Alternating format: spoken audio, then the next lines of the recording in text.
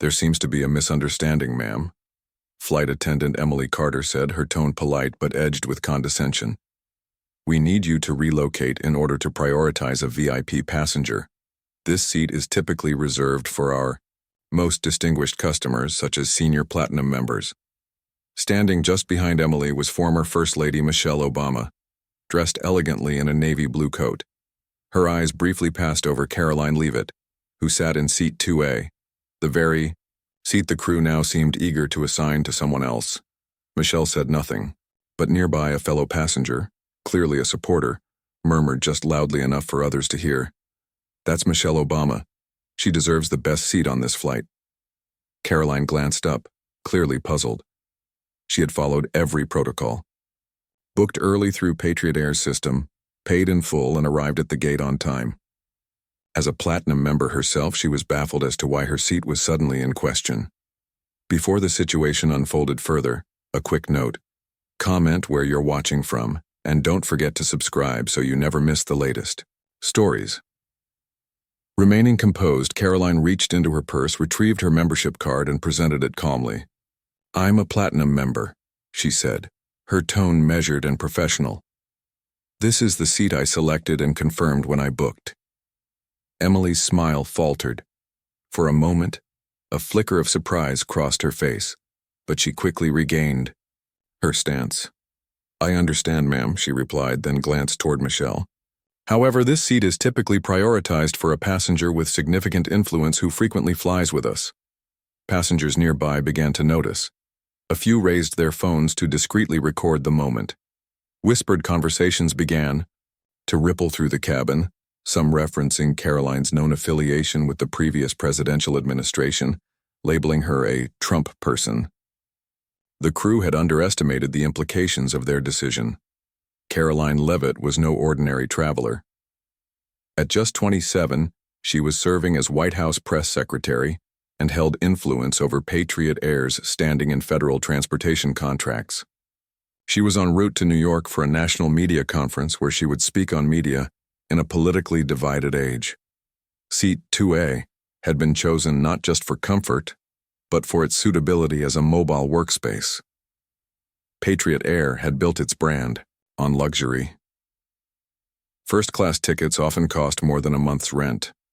Platinum members like Karoline enjoyed high-end perks, hot towels, fine champagne, and seats that reclined into plush beds. But beneath the glamorous surface, the airline was struggling. Poor customer service ratings, outdated booking software, and growing pressure to secure more federal contracts. Emily Carter, with 8 years of experience, prided herself on serving familiar faces in first class. Today she felt giving the seat to Michelle Obama was the right call, especially as multiple passengers nodded in agreement. Ma'am, Emily said gently, leaning in closer. Perhaps you'd be more comfortable in another area? Karoline looked up from her tablet where she had been refining her conference speech. I'm sorry, she replied, her voice calm and composed. I specifically chose this seat for its workspace. I need to prepare. Michelle remained silent, but another passenger spoke loud enough to be heard. I always see her in that seat on this route. It's practically hers. Tension grew. More phones came out. Emily hesitated, her eyes darting between Karoline and Michelle. Then a passenger identifying as a social activist approached the flight attendant and whispered, Thanks for handling this. We'll make sure Patriot Air gets love on social media. The hint of public support, not monetary but symbolic, made Emily blush. She gave a subtle nod. In that moment, what had begun as a minor seating dispute transformed into a political flashpoint. The first-class cabin felt suddenly claustrophobic. David Lawson, the cabin supervisor, approached with the assured stride of someone used to authority. He stopped at seat 2A, trying to maintain an air of professionalism. Ma'am, we need you to move to prioritize a VIP passenger, he said firmly, ensuring nearby passengers could hear him clearly. His tone left no room for debate. Karoline looked up, weary but resolute. I presented my ticket and platinum card, she said evenly. This is my confirmed seat. David's jaw tightened. Leaning down slightly, he lowered his voice. But, not enough to hide the sharp edge in his words. "Perhaps you're not familiar with how our airline operates," he said, his tone suggesting she needed correction. "We prioritize passengers with exceptional influence." Passengers across the aisle shook their heads. The mood shifted from curiosity to discomfort. A businesswoman nearby raised her phone and began filming, quietly capturing what would soon become a viral moment.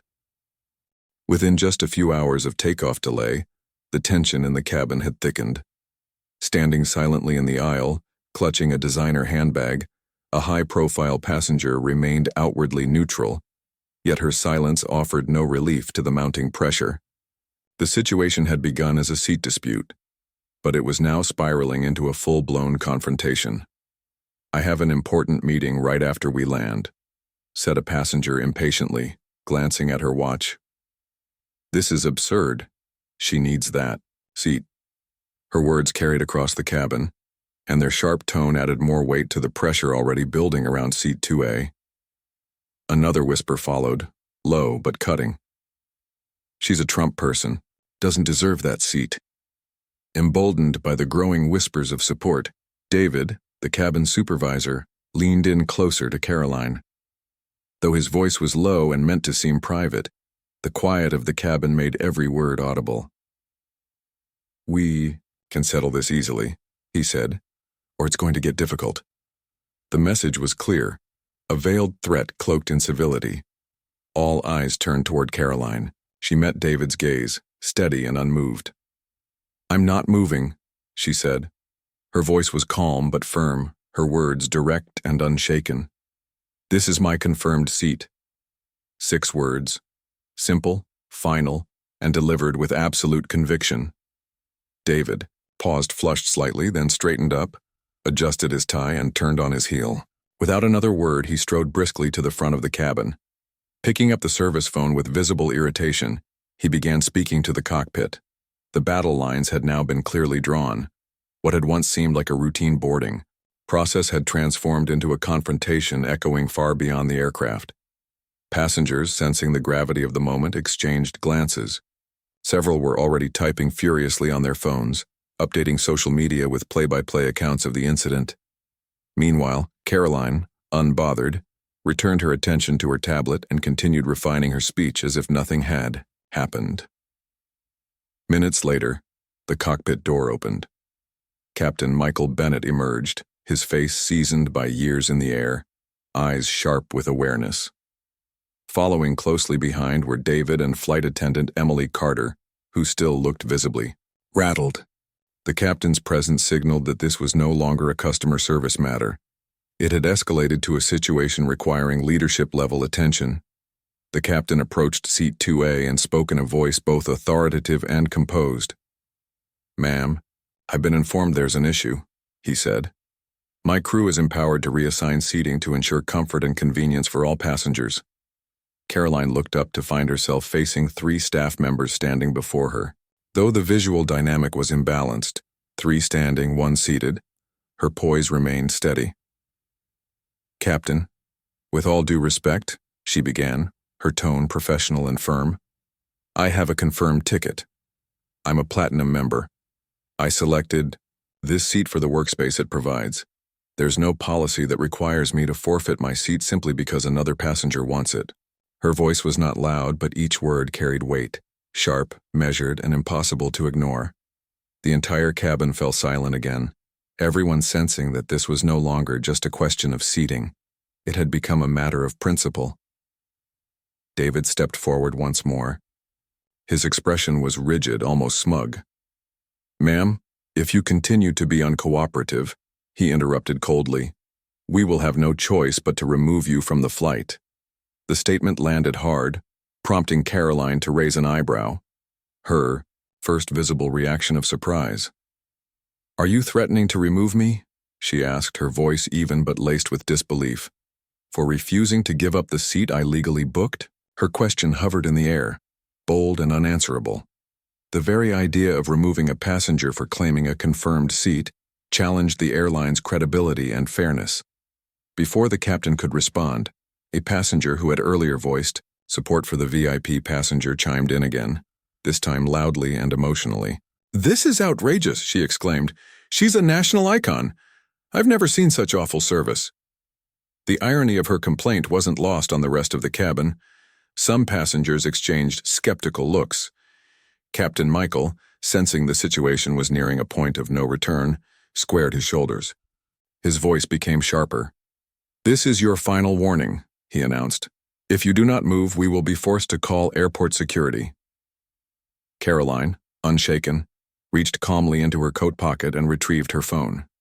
She opened the camera app and with smooth, deliberate movements began recording. "I just want to clarify what's happening," she said, her voice steady and controlled.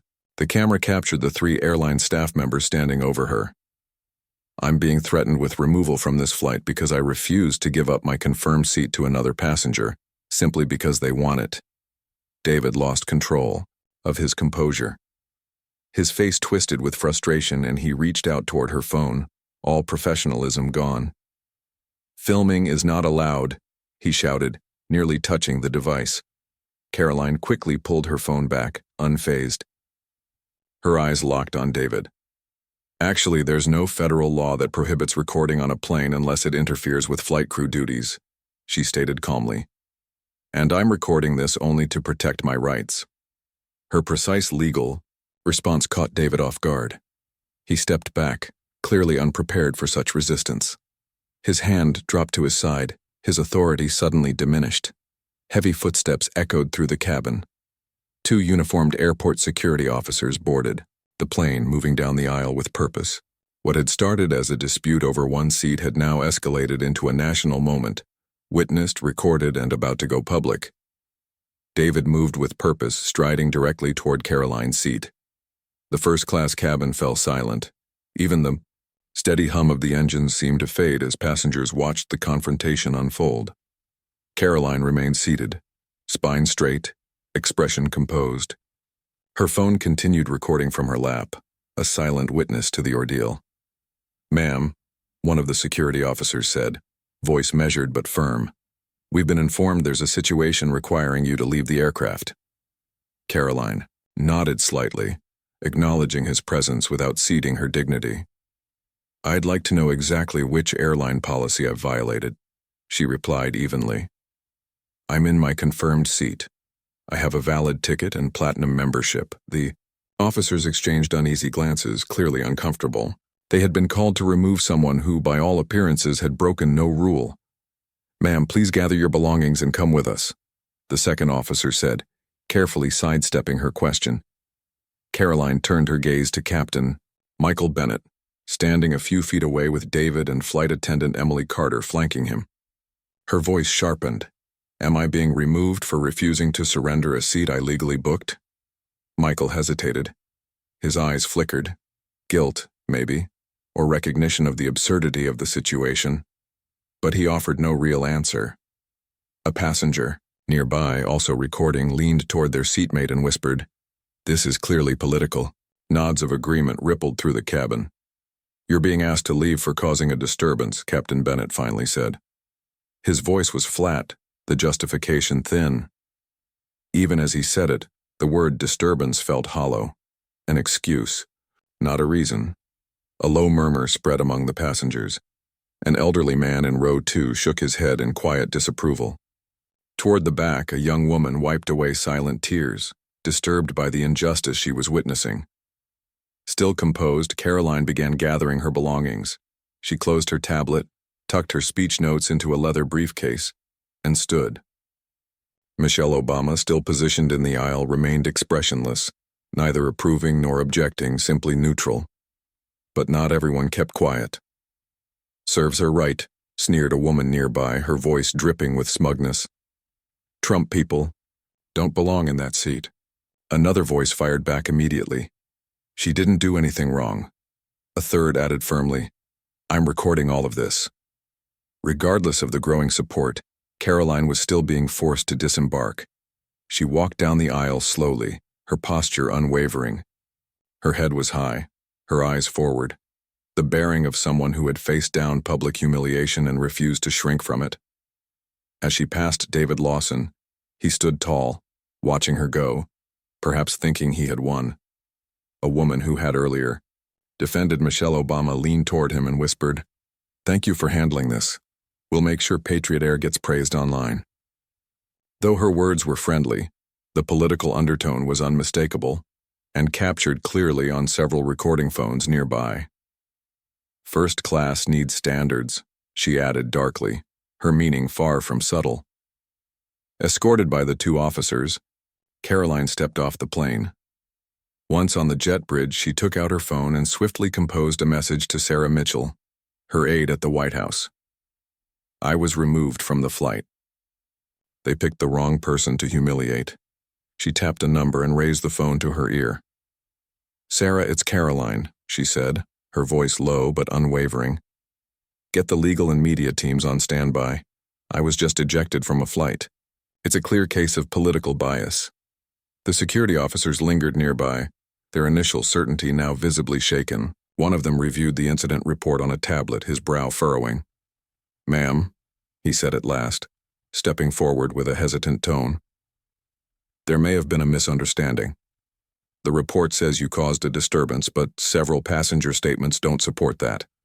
The young woman's recording had captured everything, even the moment a passenger openly promised media support for the crew, whispering, 'This is clearly political bias.'" With tears brimming in her eyes, the woman turned to Karoline. "You need this video," she said softly. For the first time since the incident began, Karoline's expression softened. "Thank you," she replied, her voice sincere. Her eyes reflected genuine gratitude. "This will be very helpful."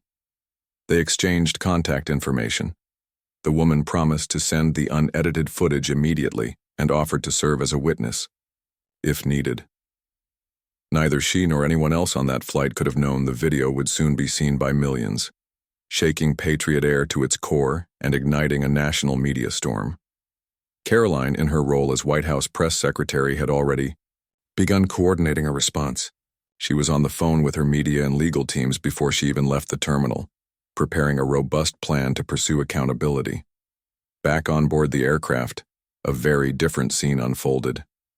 Michelle Obama had taken seat 2A, maintaining her trademark composure. She had not requested the seat, but the crew had prioritized her, pressured by a vocal group of passengers. Flight attendant Emily Carter, well aware of Karoline's identity but choosing instead to yield to political optics, approached Michelle with a complimentary glass of champagne. She bowed slightly. "We're so sorry for the disruption, Ms. Obama," Emily said reverently. "We want to ensure your flight is perfect." In the galley, just out of passengers' view, Emily and cabin supervisor David Lawson exchanged quiet glances. "Thanks to her," David whispered smugly, referring to the earlier passenger's promise of praise, "we'll get glowing coverage online." They didn't realize that what they believed would earn them accolades would soon cost them dearly.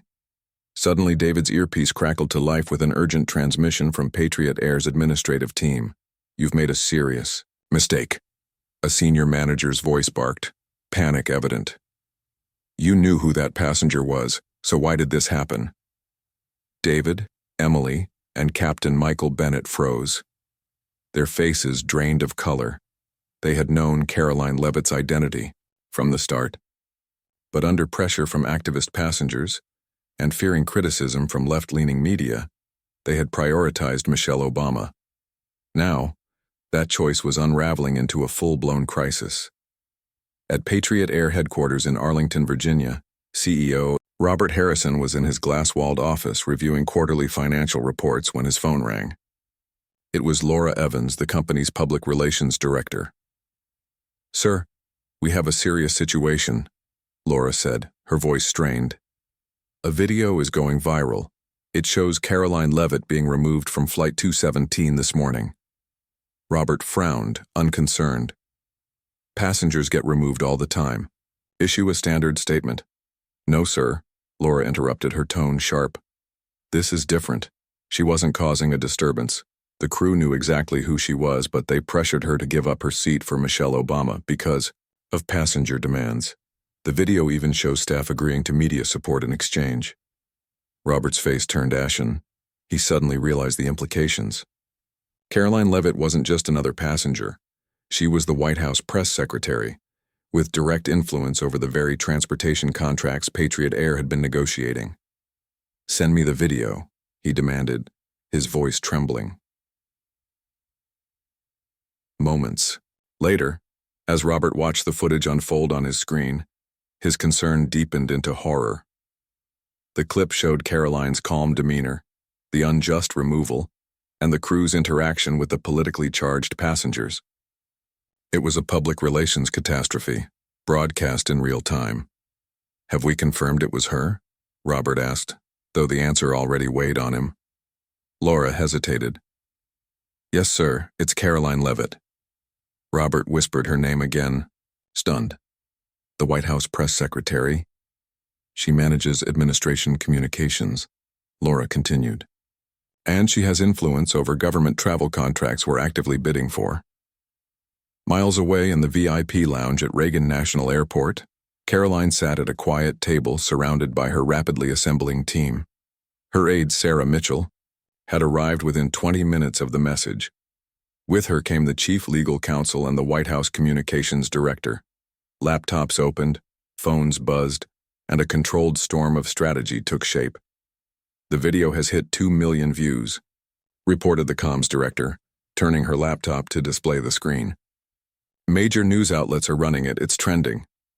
Karoline and Sarah exchanged a knowing glance, an unspoken understanding forged over years of high-pressure coordination. "They knew exactly who I was," Karoline said dryly. "And they still prioritized Michelle Obama. They just exposed their political bias on camera and didn't stop to think about the consequences."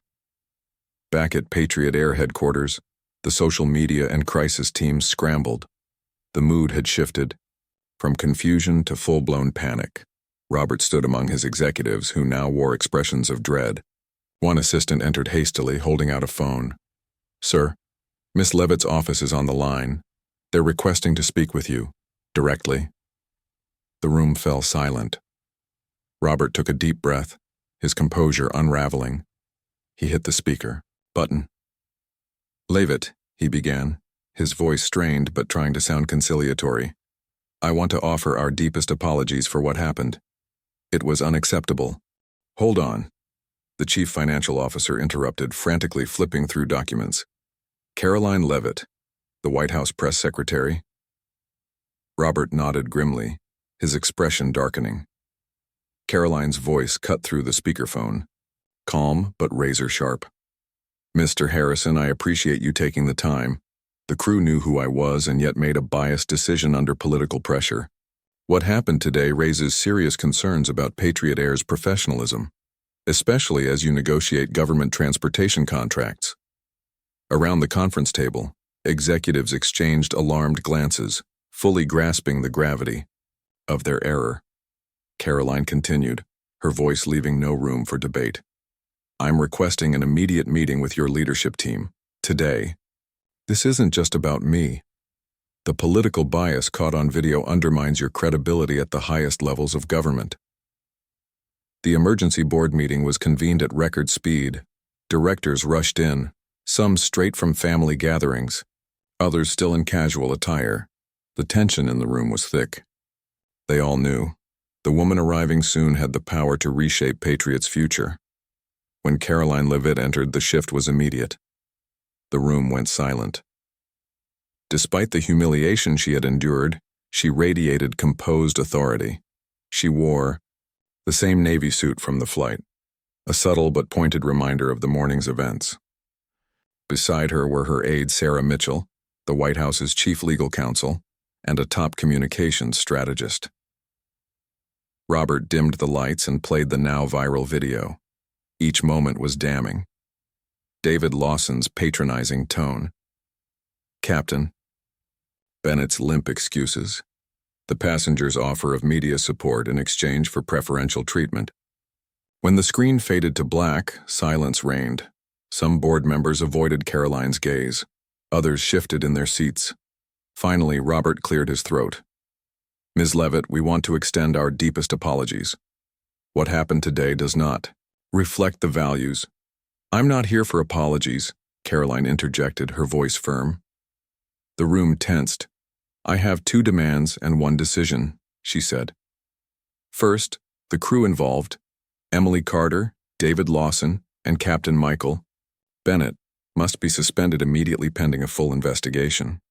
Second, I will recommend to the administration that we reevaluate all transportation contracts with Patriot Air. Robert glanced nervously at the board. Perhaps a temporary suspension would be more prudent, he suggested, struggling to remain diplomatic. These employees have long records and union protections. Karoline leaned forward, her voice steady, but cutting. This is not a negotiation. Take full accountability, or I will push for a Department of Transportation investigation that will jeopardize your government contracts. The room went still. Everyone understood what was at stake. Losing that contract would cripple the airline. Just then, the door burst open. A young analyst rushed in and handed Robert a tablet. "Sir, our stock is down 12% already. Analysts expect a 30% drop by day's end unless we act immediately." Robert stared at the numbers, then at Karoline. The reality hit him like a gut punch. This wasn't just a PR crisis. It was an existential threat. 3 floors down, Emily, David, and Michael sat in tense silence. They had been summoned with no explanation, though rumors were already swirling. HR Director Ellen Brooks entered, flanked by the airline's legal counsel and 2 security officers, an ominous sign. "Let me be clear," she began, placing 3 identical folders on the table. "Your employment with Patriot Air is terminated, effective immediately." Emily gasped, covering her mouth. David's face contorted in anger. Michael simply closed his eyes. "We were just following passenger demands," David blurted. "Miss Leavitt wouldn't cooperate. She made it difficult." Ellen remained stone-faced. She turned her laptop toward them and played the video. Their actions were undeniable. David's condescension, Emily's discomfort, Michael's refusal to take responsibility. Most damning, the passenger's whispered offer of media support in exchange for favoritism. "Is this what you call pressure?" Ellen asked coldly. "You knew who she was and you caved for politics." Emily broke into tears. "I knew it was wrong, I just didn't stop it," she admitted. Michael, a seasoned captain, looked defeated. "I trusted the crew's judgment. I didn't see it all myself." "You failed not just your jobs, but basic human decency," Ellen concluded. "You'll be escorted out. Severance has already been processed, far more than you deserve." As they were led away, the humiliation was complete, a mirror image of what Karoline had endured hours earlier. Meanwhile, in the main auditorium, employees gathered for a historic announcement. CEO Robert Harrison stood beside Karoline Leavitt. "Today, Patriot Air failed a passenger in a profound way," Robert began. "This was not an isolated incident. It was a sign of systemic issues we must address." Karoline stepped forward. "This isn't about punishing a few people," she said. "It's about transforming the company. What happened to me could happen to anyone, and that's why change starts now." The silence in the room was heavy. Some employees nodded solemnly. Others looked down in quiet shame. "Effective tomorrow," Robert declared, "Patriot Air will pause all operations for 48 hours to begin mandatory training and cultural reform. Every employee, from the CEO to ground staff, will participate." Gasps rippled through the crowd. The financial cost would be enormous, but the message was clear. Accountability mattered more. In the weeks that followed, Patriot Air underwent its most profound transformation in 30 years. Offices became training hubs. Schedules were adjusted, so every employee could attend intensive, bias-focused sessions. No one was exempt. Not even Robert Karoline personally attended several sessions. "This isn't about revenge," she told one group. "This is about creating a company where every passenger matters, no matter who they are." For many, her presence shifted perspectives. She became the face of reform, not retaliation. Outside the company, consequences continued. Emily, David, and Michael found themselves unemployable. Rejection after rejection filled their inboxes. Recruiters recognized them instantly. From the video, the passenger who promised media support, she was banned for life from Patriot Air. her employer, placed her on leave. Her name trended online, not as a hero, but as a symbol of bias. Meanwhile, Patriot Air rewrote its policies from the ground up. Zero tolerance for political bias, transparent seat reassignment procedures, strict rules prohibiting any favoritism. In exchange for incentives, passengers began noticing. "The crew is more respectful now," one frequent flyer said. "It used to feel like there was an invisible hierarchy. Not anymore." The transformation at Patriot Air wasn't perfect or immediate. Real change rarely is. But with each passing week, the airline slowly became what it had always claimed to be in its advertisements, a place where every passenger was treated fairly. At Reagan National Airport, a frequent flyer reflected, "Before, it always felt like there was an invisible hierarchy, based on politics or how you looked. Now, it's different," another passenger added. "I had a seat issue once. The way they handled it was respectful. They found a solution that didn't make anyone feel lesser."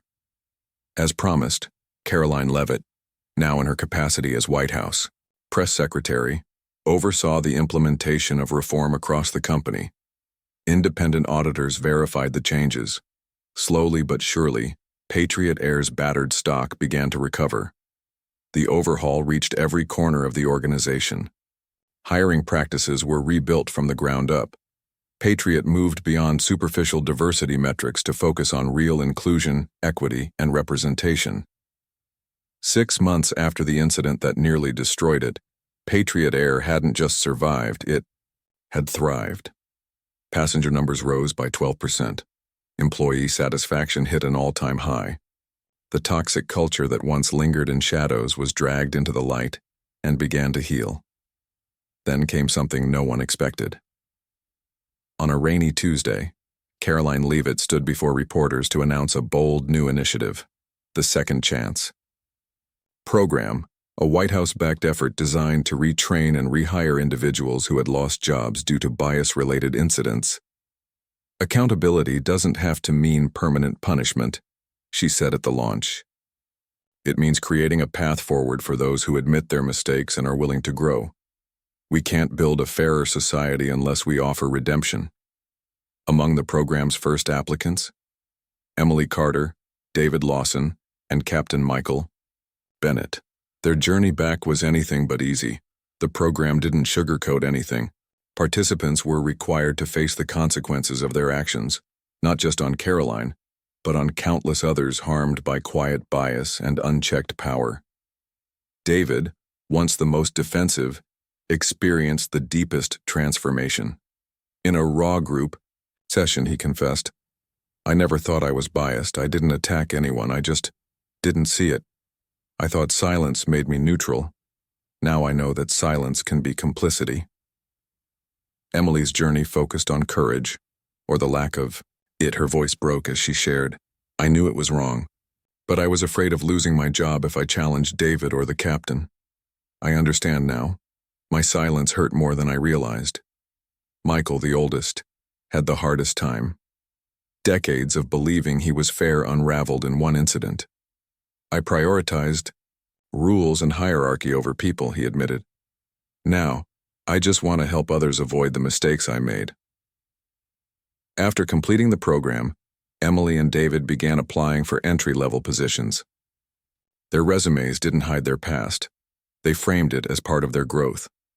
Eventually, Emily was hired as a ground crew member at a regional airport. The job paid less. The hours were longer. But it was a second chance she never thought she'd have.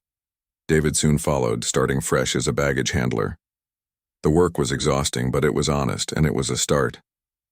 Michael, because of his age, didn't return to flying. Instead, he found purpose in mentoring new participants in the Second Chance program, using his failures to teach others about the cost of complacency. Back at Patriot Air, the reforms continued.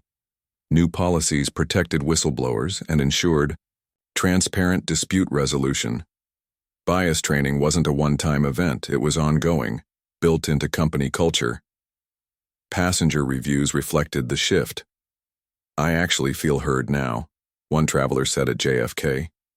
"They don't just cater to celebrities or people with the right politics. Another added, I used to worry if my views would affect how I was treated. I don't anymore. By then, Patriot Air had become a national model, not just in aviation, but in corporate accountability. Airlines and corporations across the country began to study its changes.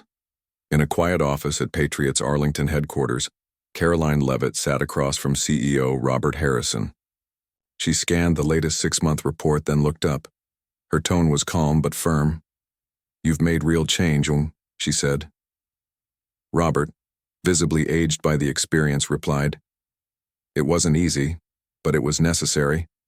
What happened that day forced us to confront things we'd ignored for too long. Karoline nodded. That's how change happens, she said. Not through comfort, through confrontation. They shook hands, not as friends, not as enemies, but as partners in a transformation that reached far beyond a single flight. This wasn't just about a seat on a plane. It was about something larger, a broken system, a reckoning, and a second chance, not just for 3 employees, but for an entire company and a divided country. Justice, in the end, is not always about punishment. Sometimes it's about progress.